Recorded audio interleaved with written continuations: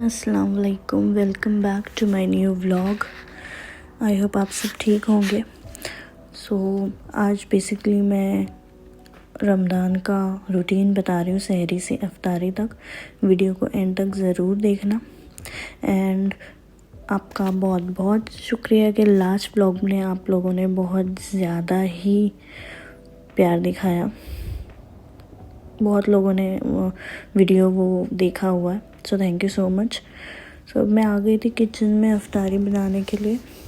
वैसे तो मैं रात को ही आटा वगैरह गूंद लेती हूँ, एंड अगर मुझे कुछ चिकन का बनाना हो या फिर मटन बनाना हो वो मैं रात को ही कर लेती हूँ। मुझे इतना सुबह में हार्ड नहीं पड़ता। और बेसिकली तहज्जुद के लिए जब मैं उठती हूँ तो उसके बाद कंटिन्यू मैं जागती रहती हूँ, तो फिर उस सहरी के टाइम पीरियड के बीच में मेरा सब काम आहिस्ते आहिस्ते हो ही जाता है। तो बस मैं वही कर रही थी बैठ के। एंड गाइस, अगर आप वीडियो देखते हो सो प्लीज़ लाइक करो, शेयर करो एंड सब्सक्राइब करो। सब्सक्राइब और शेयर, लाइक बहुत ज़रूरी है, आप वो करो।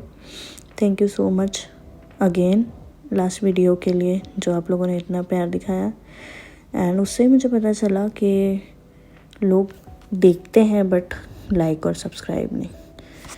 एनीवेज, तो सहरी बनाते बनाते टाइम हो गया था काफ़ी। फिर बाद में मैंने अपना सहरी किया। आज मैंने कीमा बनाया था। आप देख सकते हो सहरी किया मैंने। ये बेसिकली एक रूटीन है। फिर मैं सो गई थी ऑब्वियसली। फिर ये मैं ज़ोहर पढ़ रही हूँ। एंड ज़िक्र करना बहुत ज़रूरी है। जितना इस्तग़फ़ार पढ़ो, जितना पढ़ो उतना कम है रमज़ान के महीने में। अल्लाह करे हम सब की दुआ और अपनी तौबा अल्लाह कबूल करे इस रमज़ान में। एंड मैं नमाज में यही सोच रही थी कि हम जैसे अल्लाह से अपनी गलतियों की माफ़ी मांगते हैं और अल्लाह हमको माफ़ कर देता है इतनी गलतियों के बावजूद, ये कि अगले पल वापस गुनाह करेंगे। तो सोच रही थी कि इंसान को माफ़ करने कितना टाइम लगाता है। A few moments later. फिर इबादत के बाद मैं आई थी चेक करने। मुझे एक्चुअली मेरा फ्रिज वापस से साफ़ करना पड़ेगा, इतना गंदा हो गया है। एंड मेरे पास जो फ्रोज़न आइटम्स मैंने बना के रखे थे वो भी ख़त्म हो गए हैं, इतना ही बचा हुआ है। तो ये मुझे वापस बनाना पड़ेगा। ये ना इजी पड़ जाता है, ऐसे बना बना के फ्रोज़न करो ना तो सही हो जाता है। फिर ग्रोसरीज़ मेरे हस्बैंड गए थे बाहर। मोस्टली मैं नहीं निकलती, मुझे ये निकलना जमता ही नहीं है। हमारे इंडिया जैसा यहाँ पर नहीं है। तो वो गए थे बाहर, तो उन्होंने ग्रोसरीज़ लाई थी और मुझे बोला था कि आप रख देना जो चीज़ ऑब्वियसली जो जगह पे है। तो ये चीज़ें ऐसी बेसिक्स हैं ना जो आजकल रमज़ान में ज़्यादा यूज़ होती है, सारी चीज़ें जो फटाफट ख़त्म हो जाती है। एंड हम इतना नॉनवेज खा रहे हैं, सो मैंने उनसे पालक मंगवाया था कि पालक के भजे भी थोड़े हम खाएंगे तो उससे थोड़ा सही रहेगा। बाकी क्या है, पास्ता वगैरह है, ये हम आफ्टर इफ्तार के लिए हमारे लिए सही रहता है। एंड मैंने इमली की चटनी बनाने के लिए मंगवाया था, मेरी वो इमली की चटनी ख़त्म हो गई थी। इस वजह से अभी वापस से सारी चीज़ें स्टॉक किया है, तो अब वापस से सब बनाना पड़ेगा।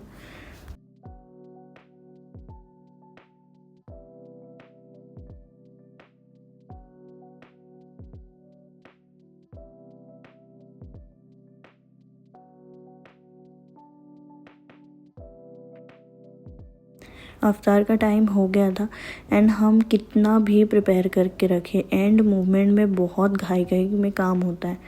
ये लेडीज़ आप अग्री करोगे इस चीज़ से, एंड में इतना ज़्यादा घाई रहती है, पता नहीं। जबकि हर चीज़ हम कितना भी चाहे 3 बजे से रेडी कर लो, 4 बजे से रेडी करो, बट एंड टाइम पे ना ऐसा फटाफट करने होता है ना कभी कभी। तो आज मेरा वही हाल हो रहा था। उसके साथ साथ मैं शूट भी कर रही थी। एंड ऑब्वियसली अगर हम कुछ फ्राई कर रहे हैं तो मैस तो होगा, तो ये बहुत मैस होता है। फिर एक ही बार मैं इफ्तारी के बाद पूरा अपना किचन साफ़ कर देती हूँ, वो बेटर रहता है, क्योंकि बीच बीच में साफ़ करने का कोई सेंस नहीं है। बेसन गिरेगा, ऑयल उड़ेगा, तो इससे अच्छा हम उसको एक ही बार साफ़ कर लें।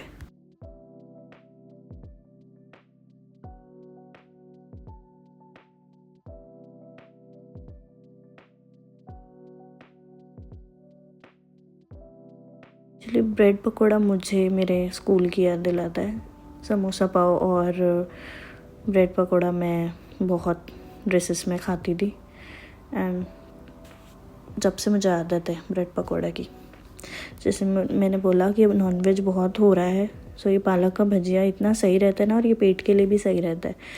पूरा दिन फास्ट रख के अचानक से अगर हम रोज़ा रख के खा रहे हैं नॉनवेज, उस थोड़ा वेज भी रहना बहुत ज़रूरी है।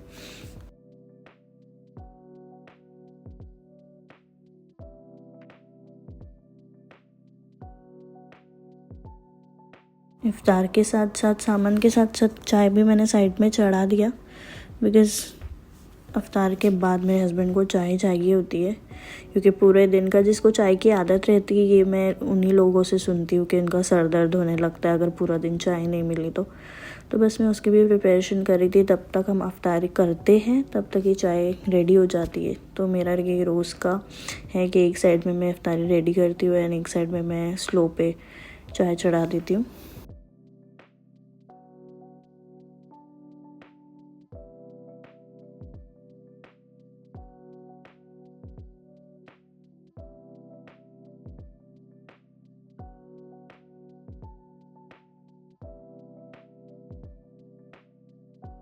तो मेरे पास सीख फ्रोज़न करके रखी हुई है, तो मैंने सोचा कि सीख तो हम चटनी के साथ ऐसे नॉर्मली खाते हैं, तो आज इसको मैं फ्राई करके मलाई का ग्रेवी बनाकर उसको मलाई सीख कर लेती हूँ। सो बस एक्चुअली कैसा होता है ना, रोज़ एक ही चीज़ें खा खा के मेरे घर में तो मैंडेटरी आलू का और प्याज का भजिया मैंडेटरी है, किसी भी चीज़ के साथ वो बनना ज़रूरी ही है। दुनिया इधर उधर हो जाए तो ना, रोज़ वही खा खा के ना दिमाग एकदम अजीब सा हो जाता है यार। सकता है कुछ नया नया। अब सीख तो हम चटनी के साथ खा लेते थे, पर मुझे ऐसा लगा कि आज इसको मैं अलग ही बनाती हूँ, और ये ना बहुत हैवी भी हो जाता है। तो इसको एक इंसान ने अगर 2 पीस भी खा लिया ना मलाई वाले, बहुत ईजी। आप देख सकते हो, मैंने लहसुन को थोड़ा सा सौटे किया, उसके अंदर मैंने डायरेक्टली मलाई डाल दिया, लेकिन ये बहुत स्लो गैस पे, क्योंकि मलाई बहुत फटाफट ठीक होती है। तो उसके बाद अपना chilli flakes, oregano and black pepper, नमक, ये सब आप डाल सकते हैं। सीजनिंग तो आप अपने मन से ही कर सकते हैं ऑब्वियसली, जैसा जिसको टेस्ट चाहिए। एंड ये बहुत यम्मी बनी थी। गाइज़, यहाँ तक आए हो तो please like, share and comment करना मत भूलो, ताकि मुझे फीडबैक भी तो लेना ज़रूरी है कि मैं बस बोलती ही चली जाऊँ। तो आप लोग प्लीज़ सब्सक्राइब करो, एंड मिलूँगी मैं इंशाल्लाह आगे व्लॉग में। ये मैं 8 दिन बाद ये थोड़ा थोड़ा रिकॉर्ड करके रखती हूँ, बिकॉज़ रमज़ान में बहुत ज़्यादा केओस मचता है यार, कुछ समझ में आता नहीं है। सो बस आज के लिए इतना ही। इंशाल्लाह मैं आपसे मिलूँगी जल्द ही नेक्स्ट व्लॉग में। अगर मुझे इसमें इबादत के बाद, रोज़े की नमाज़, इफ्तारी के बाद टाइम मिला, जैसे कि मैं 8 दिन बाद व्लॉग डाल रही हूँ, मैं थोड़े थोड़े क्लिप्स रोज़ शूट कर लेती थी, तो आज मेरा पूरा प्रॉपर व्लॉग हो गया था, तो मैं अपलोड कर रही हूँ। तो मिलती हूँ मैं आप लोगों से नेक्स्ट व्लॉग में। टिल देन अल्लाह हाफ़िज़।